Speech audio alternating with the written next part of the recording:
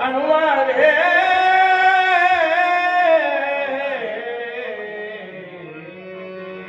गौरीपुत्र गजानन, अंजनी पुत्र हनुमंतराय, कौसल्या पुत्र प्रभू रामचंद्र आणि शरण एका जनावर संत श्रेष्ठ हरिभक्त परायण वैकुंठवासी मारुती महाराज काणेगावकर धाराशिवकर यांना साष्टांग दंडवत घालून कथेस आरंभ करीत आहे. कथेचं अनुसंधान काय आहे?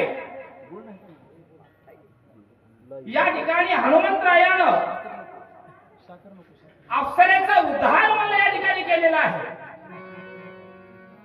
आणि अप्सरेचा उद्धार झाल्यानंतर जी खेचरी होती ती अप्सरा झाली आणि अप्सरा आकाश मार्गाच्या ठिकाणी जाऊन हनुमंतरायाला काय बोलू लागली? तुझ्या उपकारा हनुमंता काही न उतराई व्हावे आता काही विनवीत तत्वता सावधानता परिसावे. उपकाराची जाण असली पाहिजे बरं का महाराज. आकाश मार्गाच्या ठिकाणातून अप्सरा बोलू लागलेली आहे. हनुमंता पुढचा भाग सांगा मला. अरे हनुमंता, तुझे आनंद उपकार माझ्यावरती आहे. हजारो वर्ष खेचरी होऊन मी या ठिकाणी पडले असताना मला उद्धार या ठिकाणी तू केलेला आहे आणि त्याची उतरणी होण्यासाठी तुझ्या उपकारातून फेड करण्यासाठी मी तुला एक गोष्ट सांगते म्हणून अप्सरा महाराज हनुमंतरायाला बोलू लागले. तू दाटू गावीर ऋषी कळी काळा ते दृष्टी नाहीशी त्याही वरी राम स्मरणेशी अहर्निशी डुल्लता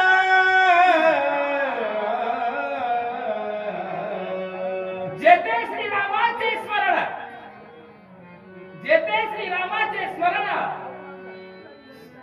ज्या ठिकाणी प्रभू रामचंद्राचं नाव आहे तिथं यम सुद्धा येण्यासाठी भेटतो महाराज. आणि प्रत्यक्ष हनुमंतराया आणि तुझं उभं आयुष्य राम सेवेसाठी घातलेलं आहे आणि तुला रामाची कृपा आहे. तू महान अशा प्रकारचा भक्त आहेस.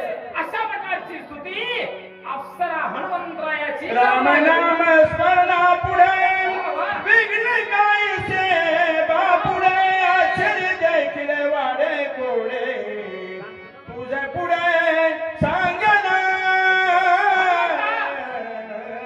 हनुमंता, अरे ज्या ठिकाणी राम नावाचं नामस्मरण आहे कुठल्याही प्रकारची बाधा होऊ शकत नाही, कुठल्याही प्रकारचं संकट येऊ शकत नाही. मग आता तू तर रामभक्त आहे. चराचराच्या ठिकाणी नसा नसामध्ये राम राम राम आपल्याला आहे तू. परंतु माझी इच्छा आहे हनुमंता, अरे तुझ्या उपकाराची जाण मला आहे. उपकाराची परतफेड कसं करावं ते मी तुला सांगते, ऐक म्हणून. भावाती श्रीराम भक्त नेनसी कपटाची मात निष्कपट तू कपिनाथ राम देखत सर्वत्र.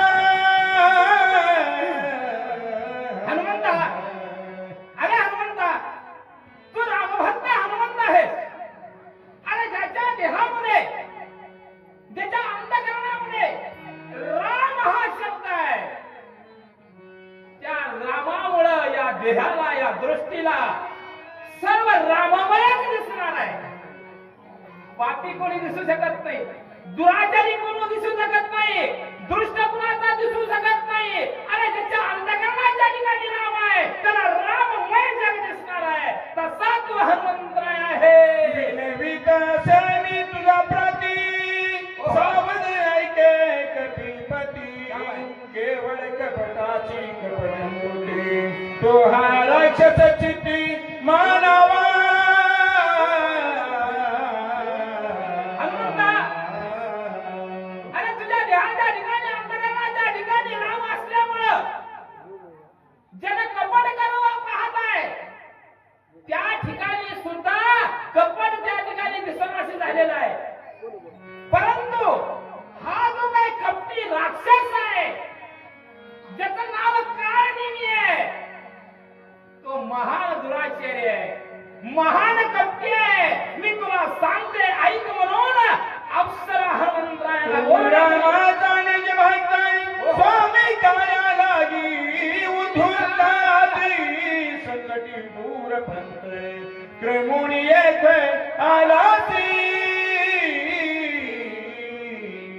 हनुमंता, हनुमंता, अरे रामाची आज्ञा शिर सावंत मानून तू रामभक्त असल्या कारणानं हजारो मैल उड्डाण करून या ठिकाणी तू आलेला आहे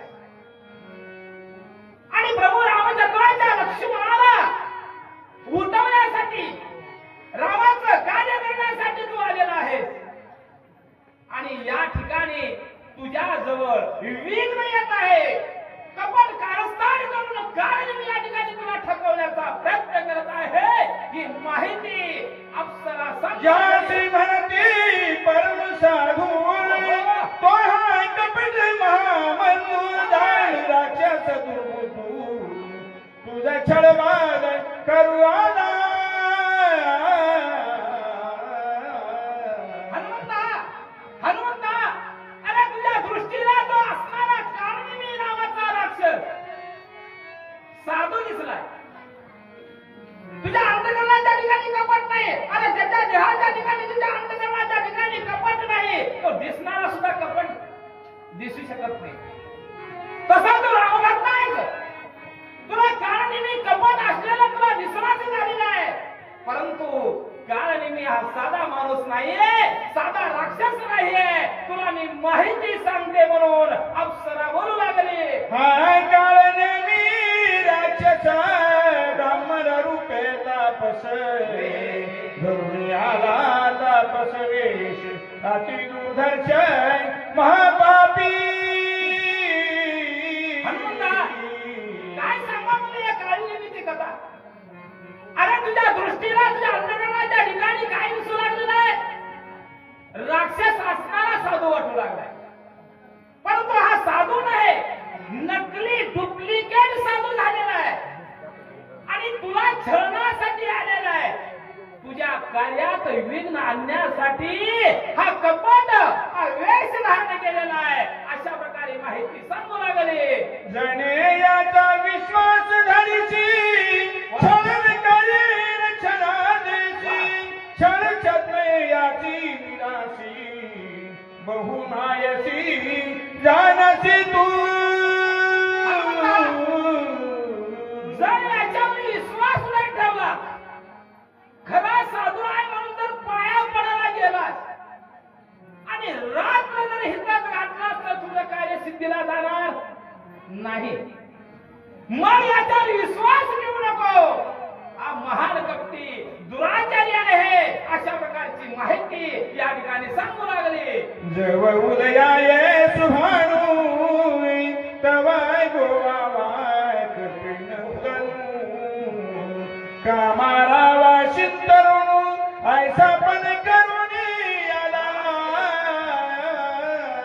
अरे मुलगा, हा जो साधू दिसणारा साधू आहे त्याला अंतकरणाच्या ठिकाणी कपट वेश धारण केलेला आहे दिवस निघेपर्यंत तुला ठकवण्याचा प्रयत्न हा राक्षस करणार आहे मग दिवस निघाल्यावर कार्यसिद्धीला जाणार नाही रामाचं कार्य होणार नाही लक्ष्मण सावध होणार नाही मग सगळ्याच विघ्न येणार आहे कार्यसिद्धीच जाणार नाही म्हणून तुला सांगते याच्यावर विश्वास ठेवू नको सत्यमानी माझे वचन वदी महापापी दुर्जन मारिताय करील विघ्न सत्यदान कपिनाथा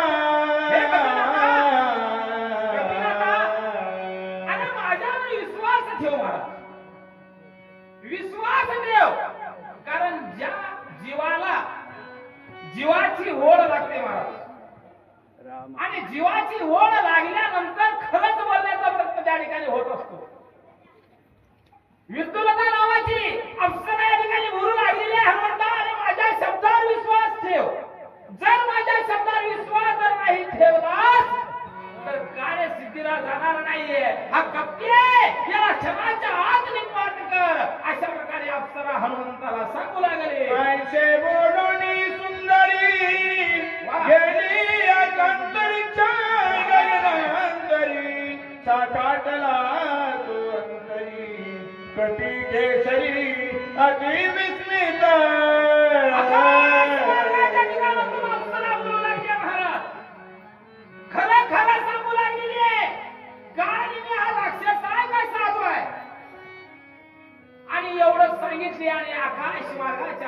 आणि निघून गेली महाराज.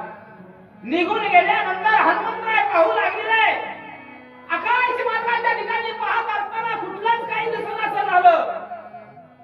अंधकाराच्या ठिकाणी हनुमंतराय विचार करू लागले, काय करावं, काय करावं. या अप्सरेनं तर मला या ठिकाणी मला सांगितलेलं आहे कसं करावं. हा विचार हनुमंतराय करू लागले. गेली असता स्वर्गांगना अक्षय वर्तले कपिनंदना. विचारा दरिला निज मना दृष्ट हरणा लागोली. अप्सरा निघून गेली महाराज. त्यावेळेस हनुमंतराय अंतःकरणाच्या ठिकाणी विचार करू लागले.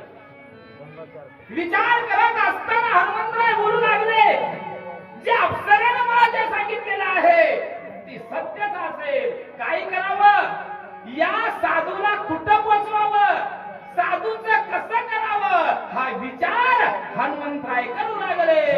स्मरुणी रघुनाथ राक्षस दुष्ट उलोकिताय. समोर उडाली कपटताय श्रीराम दूता चैनी भेदे. विचार केला. विचार नुसता करून जमतोय का, त्याला जोड भगवंताची लागते. हनुमंताला प्रभू रामचंद्राचं नामस्मरण करायला सुरुवात केलं म्हणजे खरं आहे का खोटं आहे हे बघण्यासाठी मला. भगवंताला बुद्धी घातली आणि अप्सरानं जे सांगितलं ते सत्य आहे असा विचार हनुमंताच्या अंतःकरणाच्या ठिकाणी निर्माण झाला. देखना होनिया पाहणे पाहता ठाई. दृश्य दृश्यत्वची नाही भ्रष्टा तोही हरपे. स्वतः देखणं झालं मला. प्रभूचं नामस्मरण घेतलं. अंतःकरणाच्या ठिकाणी खरं काय आहे खोटं काय आहे भगवंतांनी बुद्धी घातली आणि त्या ठिकाणी दृश्यत्व लपलं गेलं महाराज. आणि खरं काय आहे, काळनी कोण आहे, साधू आहे का राक्षस आहे, हा विचार हनुमंतराला कळून आलेला आहे. दृष्ट हरपलिया पाही दर्शन दुराची काही. भावनेची ठाव नाही वेगळे काही दिसेना.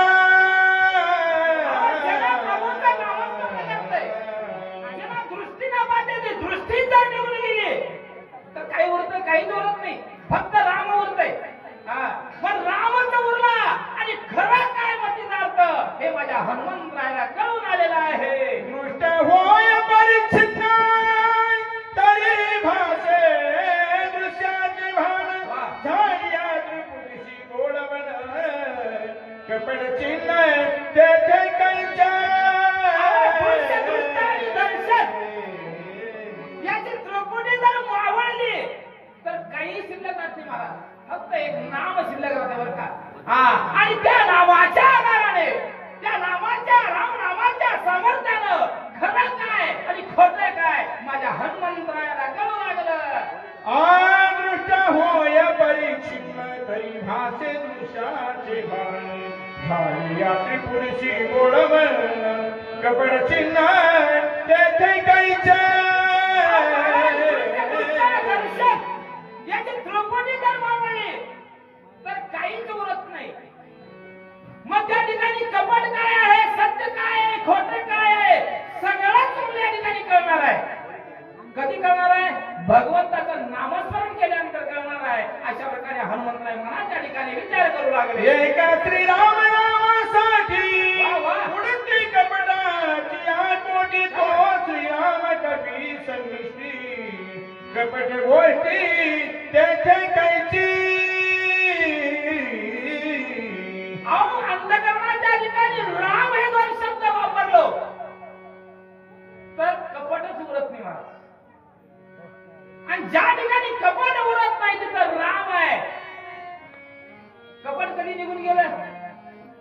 हा राक्षस साधू आहे का खरा राक्षस आहे कधी कळाला हनुमंतरायाला.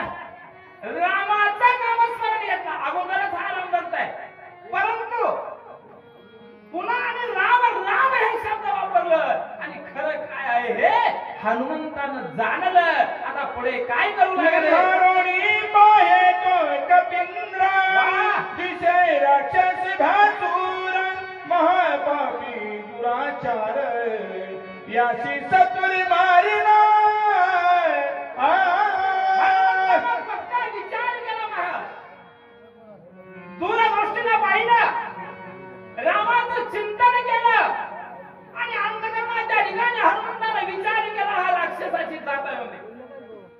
आणि आता या राक्षसाला मारल्याशिवाय गत्यंतर नाही राक्षसाला यम सत्ताला नेल्याशिवाय कार्याची या ठिकाणी पूर्तता होणार नाही हा विचार हनुमंतराय करू लागले तेने साधून पुरुषार्थ करुवाला माझा ठारे अति बळी रामदूत याचा निपात करीना हनुमंतराय बोलू लागले आणि मी रामभक्त आहे मी काय आहे रामभक्त आहे आणि रामाच्या भक्तासमोर रामाच्या भक्ताजवळ कपट चालेल का माया चालेल का महाराज माया चालत बरं आता सांगतो माया कुणाला सोडली का कुणाला सोडेल नाही महाराज फक्त हनुमंतच आली काय मायेपासून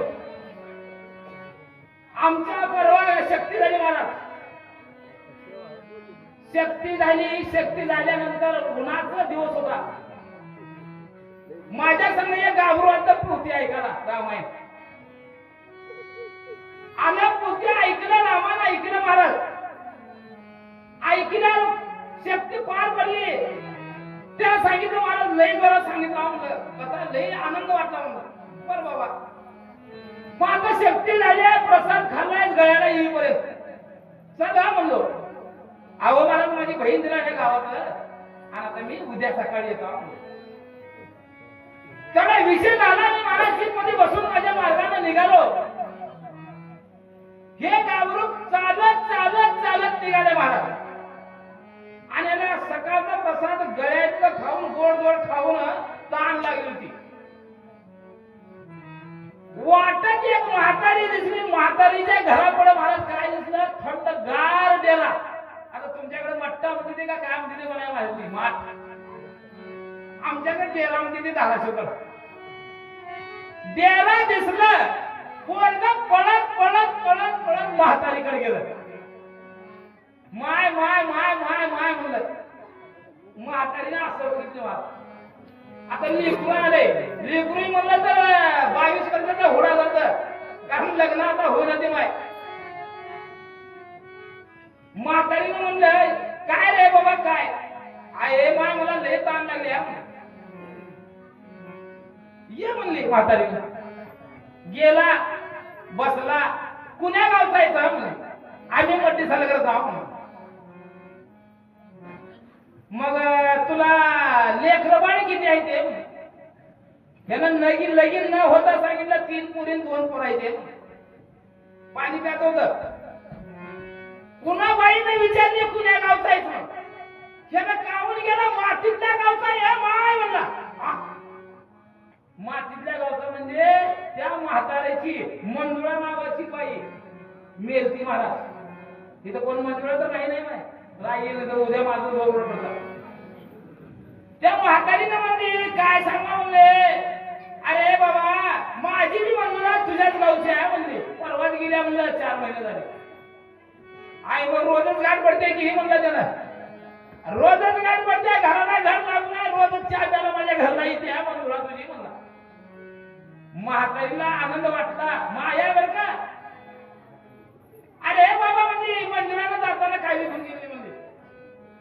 तिनं महिबुबा ठेवले माचपटा ठेवले चैन ठेवले बोरमाळ ठेवले लेकरानं एवढं गठुडं बांधून ठेवलेले घेऊनच गेले मुळदा कुठे घेऊन जाते महाराज 8,00,000 रुपये सुद्धा काढते नाही विसावाच्या ठिकाणी खरंय का या पोरानं म्हणलं बघितलं आहे म्हणलं बरोबर आहे म्हणलं तिने म्हणतच होती म्हणला माझे हे राहिले ते राहिले अमुक राहिले तमुक राहिले म्हणतच होती पण मला आज योग आलाय तुझ्या घरला यायला मग माझा ऐक रे बाबा ते गटुडे घेऊन जा माझ्या मंजुळाला दे म्हणले बाई मध्ये गेली महाराज गटुडा आणली गटुडे घेतले ते पळत सुटलं पाणी प्यायचं नाही सोडून दिलं मला. कशाला असलं गटोडे मिळाले सोन्या नानाचं? पाणी पी का? वळून गेलं गटोडे घेऊन. आणि त्या म्हातारीचा पोरगा एक तलाठी होतं महाराज.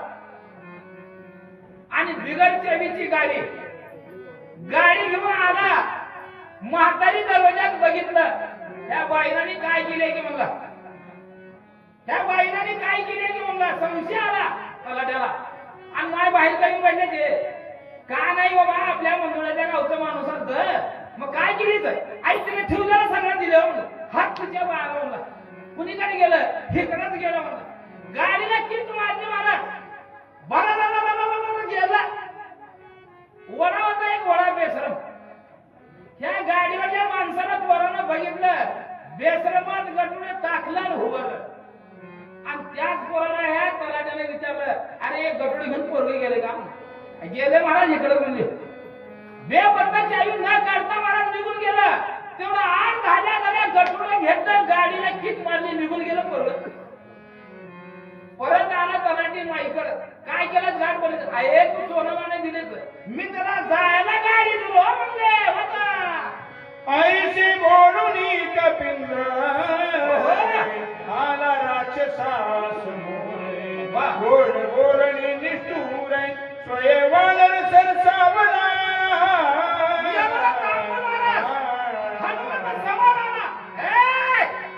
अरे बाबी आणि शास्त्रा धनी पळसी दुराचारा तुझ्या करीन मी संहार. कष्टाच्या साथ पडते त्या नांदेडच्या गोदावरी बाजारात टाकला महाराज. तुला सोडणार नाही. अरे माझा सवलतीचा पाहिजे तू घेतलेला आहेस. तू कोण आहेस? मी आता तुला सोडणार नाही. काय नेमीला हनुमंतराय बोलू ऋषी रूप धरून तापसै करुणाला शिक्षणास. आता होई सावकाश कलियुधास निज बळ. तू खरा राक्षस धुरांच्या निधुष्ट आहेस. आणि कप्प्याला वेच मुनींचा धरून मला छळण्यासाठी आलेला आहे. आता तुला ढिलं सोडणार नाही. ऐसे बोलता मारुती सरसावला राक्षस मूर्ती. रणी जिंकावया कपी प्रती सातोपचिती मांडला. एवढं हनुमंताचं बोलणं ऐकलं, बाया वर केलं आणि तुला दाखवलं म्हणला थांब जरा म्हणून काय म्हणे हनुमंताला बोलू लागला. आई बोली कपीचे उत्तर काळ नेमी निशाचर हरित विक्राळ शरीर हाती ढासूर भासता. महान पर्वतासारखं रूप धारण केलं.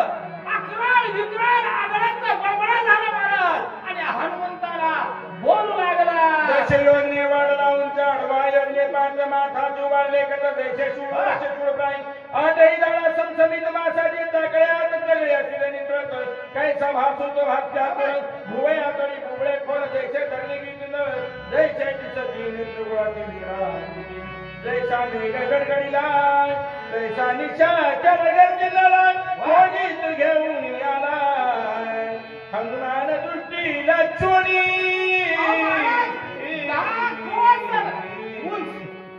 आणि 5 कोस रुंद काढून झाला महाराज. आमचा हनुमान साधा होता. त्याच्यापेक्षा रूप अकराळ विक्राळ हनुमंताने केलं. आणि प्रत्यक्षात गाडी निघाल हनुमंतरायाने.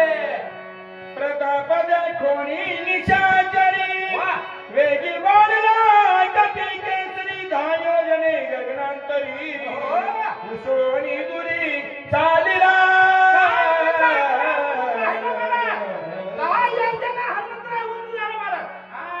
आता तुला वरचा मी शिरजोरा म्हणला हनुमंताला तुला आता सोडणार नाही.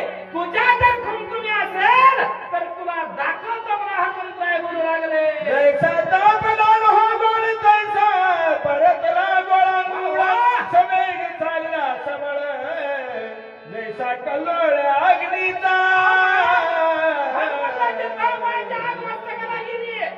लाल भडक अग्नीचा गोळा जसा तप्तावर दिसावं तसा हनुमंत रागानं तप्त झाला.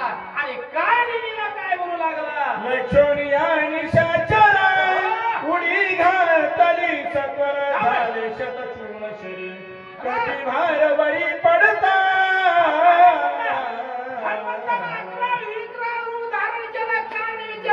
झालं. आकाश मार्गाच्या ठिकाणी हिमालय आणि ते धन्य महाराज खाली पडलं. शतचूर्ण झाला. कारणीचा वध या ठिकाणी झाला. तरी राक्षसातून मला कन्ये दिली आरोळी कपी तुझी युद्ध समेळी मी रांगोळी करीना. एवढा चक्कर सुरू झाला असताना सुद्धा कारणीने काय म्हणतो, अरे तुला आता मी सोडत नाही, माझ्या नगरात आलाय, तुला मी माझा हात दाखवतो म्हणून कारणीने हातांना बोलू लागले. आयशे बोलता राक्षस भूमी आलोला कर्कशाय निधा उठिला बहुवस पर्वतेश जनानिला. एवढं कारणीने हनुमंताला बोलल्या हनुमंतानं उचललं आणि घालायला सुरुवात केलं बरं. शब्द झाला अद्भुत खाली आदळलं आणि हनुमंतानं कारणीचा नायनाट केला बरं. शब्द झाला अद्भुत गंधर्व होते निद्रिस्ताचा उठोनिया देत सैरा धावत पर्वती. पर्वत खन खन खन खन खन हलू लागलं आणि त्या पर्वतावर गंधर्व होते महाराज आणि गंधर्व जागे होऊन हनुमंतरायाला काय म्हणू लागले. दणका उठला दुर्धार जागे झाले सत्वार घेऊन या शस्त्रास्त्र पर्वतेंद्र शोधती. 10,000 गंधर्व जागे झाले महाराज. हातात शस्त्रास्त्र धरले आणि आमच्या पर्वतावर कोण चोरी करायला आलेला आहे त्यांना शोधू म्हणून सर्व गंधर्व हुडकू लागलेले आहेत. तव देखिला कपी केसरी भवता वेळीला समुद्रे वर्षताती शस्त्रास्त्री निशी माझी चोरी केवी करसी. हुडकत असताना हनुमंतराय दिसला आणि हनुमंताला गंधर्व बोलू लागले, अरे आमच्या परवानगीशिवाय या पर्वतावर कुणी येऊ शकत नाही. तू कोण आहेस, तू कुठला आहेस, तुझी गोष्ट माहिती आम्हाला सांग म्हणून हातात शस्त्र अस्त्र धरून हनुमंतावर चाल करू लागले. तू कोण कैसा कोण आहेसी मध्यरात्री कालासी पर्वती सैरा विचरसी अन्याय कोणाची पुसिदी. एवढ्या दिंड्या रात्री आम्ही झोपला असताना पर्वतावर आलाय, कुणाची परवानगी घेऊन आलाय, काय चोरणार आहे, तुझी यथाभूत माहिती सांग म्हणून गंधर्व हनुमंतरायाला बोलू लागले. आणि श्रीमध्यान अंधारी तू विचारशी गिरी शिकरी पर्वताकार शरीरी कोण धर्यावरी पाडला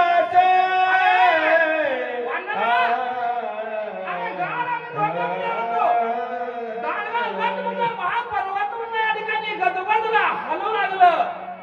एवढा अकराळ शरीर तू कुणाला मारलेला आहे, काय केलेलं आहे आणि कुणाला मारून तू चोरी करण्यासाठी आलेला आहे यथाभूत माहिती सांग म्हणू लागले. एक म्हणती पुसदा काय धरा बांधा हात पाय मध्यरात्री विचारत आहे तस्कर होय सर्वथा.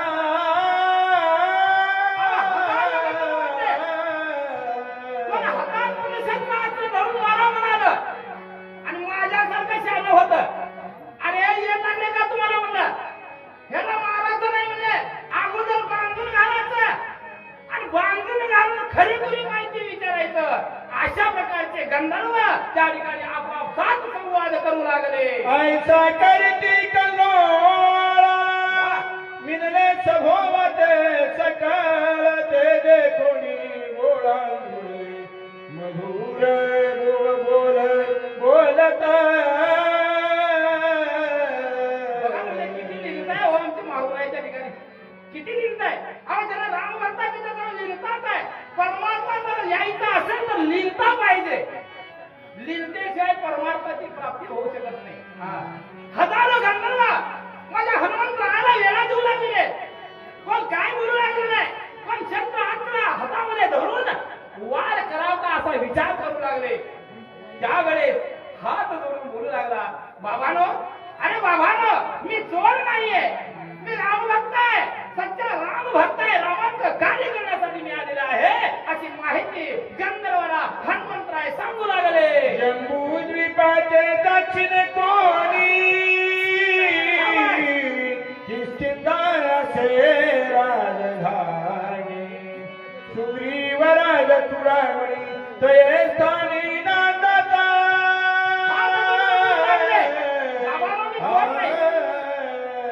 दक्षिण दिशेला महान अशा प्रकारचं किष्किंधा जम्बूद्वीप नावाचं शहर आहे आणि त्या ठिकाणी महान अशा प्रकारचं ज्ञानी विरक्त आणि जनतेची सेवा करणारा माझा राजा सुग्रीव आहे आणि त्या सुग्रीवाचा मी सरसेनापती आहे.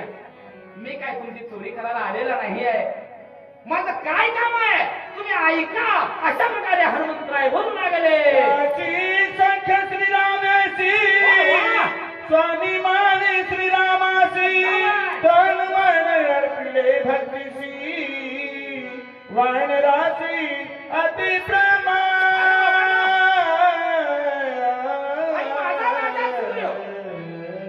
त्या सुग्रीवाला या ब्रह्मांडाचा मालक राजा दशरथाचा जो असणारा वरिष्ठ ज्येष्ठ पुत्र प्रभू रामचंद्र आणि या रामचंद्राला सख्य करून घेतलं आणि त्या रामाची सेवा करण्यासाठी आम्ही सदैव तत्पर आहोत. राजा तत्पर आहे व राजा तत्पर असल्यानंतर जनता सुद्धा तत्पर असते.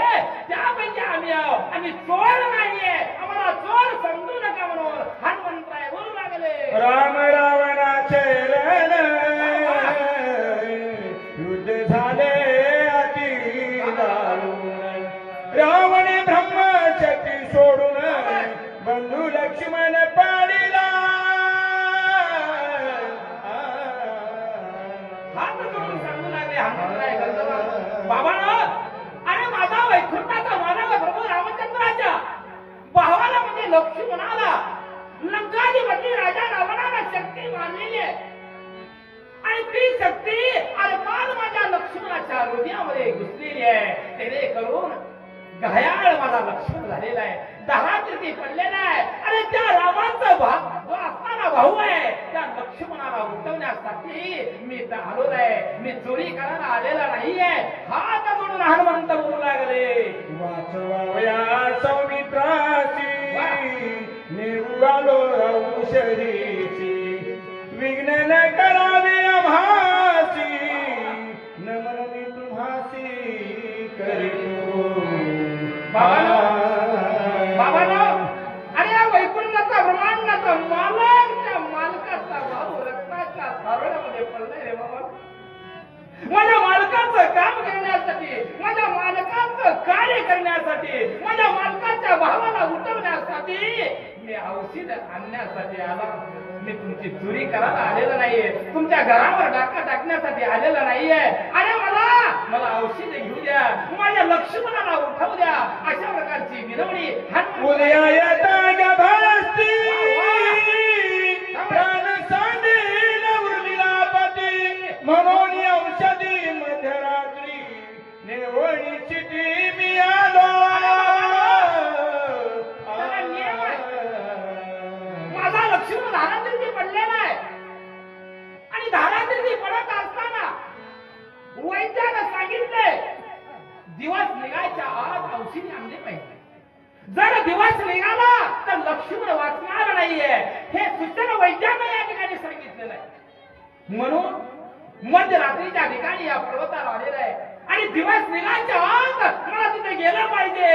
दिवस निघायच्या आत माझ्या लक्ष्मणाला उठवलं पाहिजे. मला माफ करा, मला औषधी घेऊ द्या अशा प्रकारची विनवणी हनुमंतराय करू लागले. सुग्रीवे सहित वानर सकळ श्रीरामाचे किंकर माझे नाव हनुमान वीर मार्ग सत्वर मज जावा. अगोदर राजाचं नाव सांगितलं, राजाच्या नंतर या प्रभू रामचंद्राचं नाव सांगितलं आणि त्याचा असणारा मी निस्सीम भक्त माझं नाव आहे अंजनी पुत्र हनुमंत आहे. हाती कार्य सोपवलेलं आहे ते कार्य करू द्या. औषध मला नेऊ द्या. मला माफ करा. माझ्या आडवं येऊ नका म्हणून विनंतीपूर्वक हनुमंतराय बोलू लागले. पुंडलिकावर हरी विठ्ठल श्री ज्ञानदेव तुकाराम राजा रामचंद्र भगवान की जय. बजरंग बली हनुमान की जय. अत्युत्कृष्ट सेवा या ठिकाणी महाराजांनी केलेली आहे. आमच्या गावल्याचा सर्वांचा मान राखून या ठिकाणी आमंत्रणाला स्वीकार